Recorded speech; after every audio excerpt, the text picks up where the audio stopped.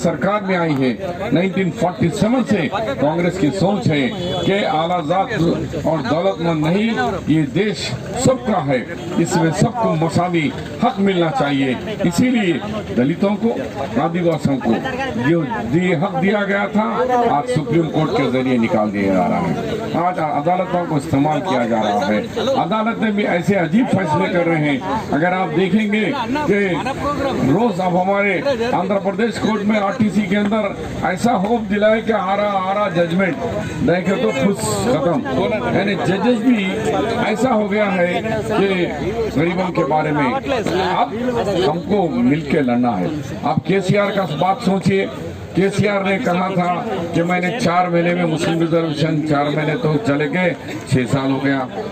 Tribal को कहा कि 12% दूंगा आदिवासियों को, उन्होंने नहीं देकर मुसलमानों के बिल के साथ लगा दिया।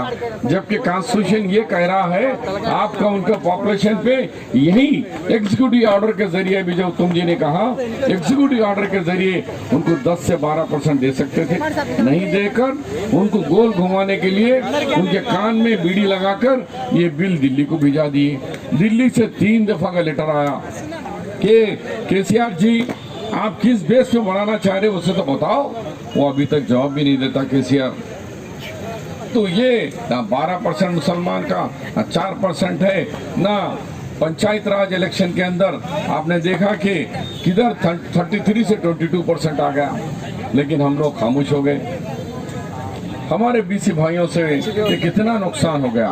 18% हमारा सीट चले गए हमारे, तो हमारा पावर गांव से खींच लिया जा रहा है, अफसरों को नौकरियों में बंद कर दिया जा रहा है।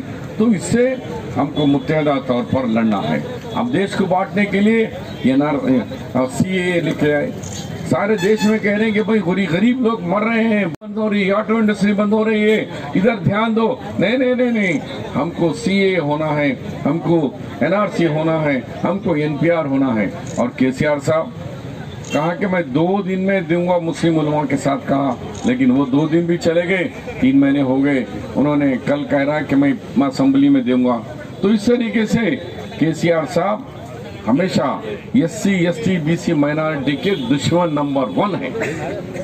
ఆయనే మైనారిటీ BC SCకి వ్యతిరేకుడు కాబట్టి ఆయనే ప్రభుత్వానికి మరి మనమందరం ఆలోచించాలా। హనుమంతరావు గారు ఇప్పుడు చెప్తూనే ఉన్నారు, మాకు ఎప్పటి వరకు బలరు గోకెళ్తుంది రాహుల్ గాంధీ గారి నాయకత్వాన పార్లమెంట్లో చట్టం ద్వారా సుప్రీంకోర్టు యొక్క నిర్ణయాన్ని తిరగరాస్తూ చేసే ప్రయత్నం కాంగ్రెస్ పార్టీ చేస్తుంది।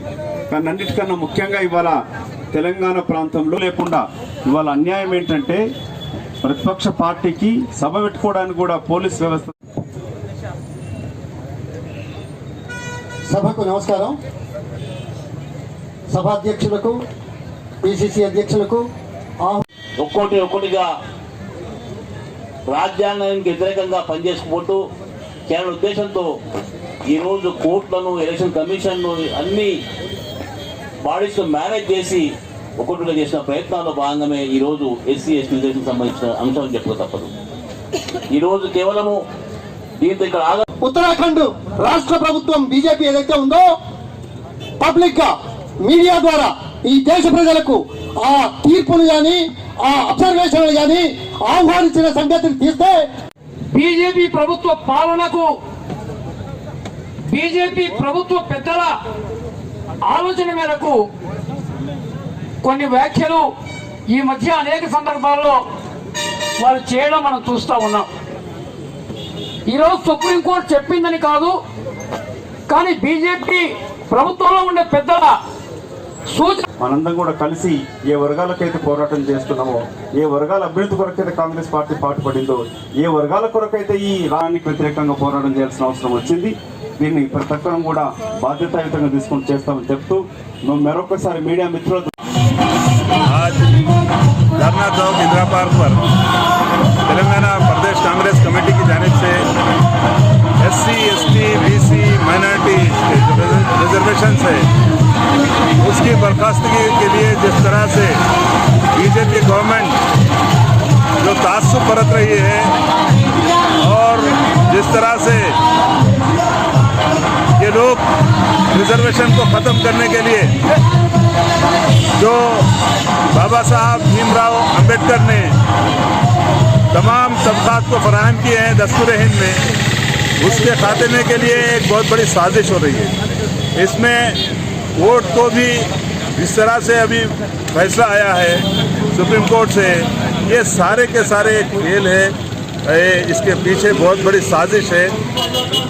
SC, ST, BCs, माइनॉरिटीज़ और जितने तबकात हैं पिछड़े हुए तबकात के रिजर्वेशंस को छीनने का बहुत बड़ा ये कदीम इनका पुराना फिस्ताई ताकतों का, RSS का, BJP का ये नज़रिया है और उसके ऊपर अमल करने के लिए इस तरह से ये लोग फैसले आप सब जानते हैं। हर जगह कोर्ट्स पे भी ये हमारे बकौल हमारे राहुल गांधी साहब और हमारे उत्तम कुमार रेड्डी साहब ये सब जानते हैं, ये सब बता रहे हैं, आवाम को बेदार कर रहे हैं कि ये रिजर्वेशन को ख़त्म करके मनुवाद को लाने का एक बहुत बड़ा मंसूबा है।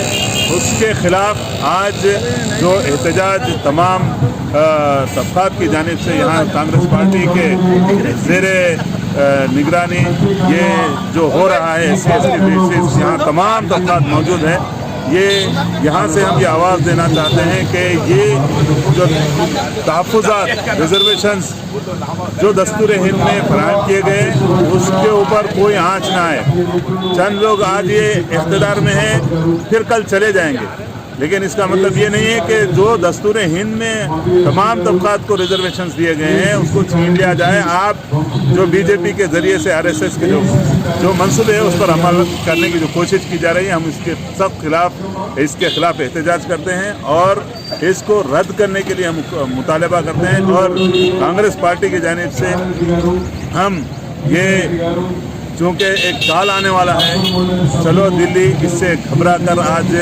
थोड़ा सा अमित शाह पीछे हटने की कोशिश कर रहे हैं। ये सारे चीज़ें ये साजिश है। हम सब मिलकर हमको रिजर्वेशंस के लिए, तहफ़्फ़ुज़ात के बचाने के लिए हम सबको मिलकर जब तक के इस पर ये वाज़ेह ना हो जाए कि रिजर्वेशंस के ऊपर कोई आँच नहीं आएगी, तमाम तबकात को जो दस्तूर हिंद में दिए गए हैं वो ये एहतजाज कांग्रेस पार्टी की जानिब से ये जारी रहेगा। और आज सिर्फ ये कांग्रेस की लड़ाई नहीं है, तमाम सियासी जमातों की और तमाम हिंदुस्तान के तमाम पिछड़े हुए तबकात की ये लड़ाई है। और इस लड़ाई को हम दस्तूर हिंद के अंदर रहते हुए, कॉन्स्टिट्यूशन के अंदर रहते हुए हम इसको कंटिन्यू करेंगे यहाँ तक कि हमारे रिजर्वेशंस महफूज रहें। शुक्रिया, अस्सलाम वालेकुम। डिपार्टमेंट की तरफ से जो हाल ही में रिजर्वेशन के खिलाफ सुप्रीम कोर्ट में जो BJP की तरफ से जो दायर की पिटीशन के उसके खिलाफ चौक पर सारे SC, ST, वाले जो है एहतजाज के लिए ये BJP गवर्नमेंट आने के बाद RSS अपने पूरे जो उनका जो मंशा था उस पर अमल करना शुरू कर दिया।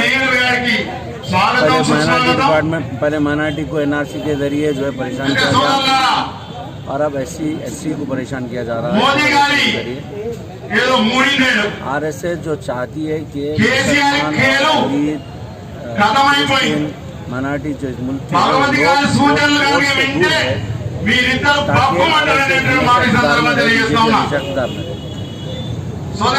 हाल ही में जो है उनके ये मंसूबों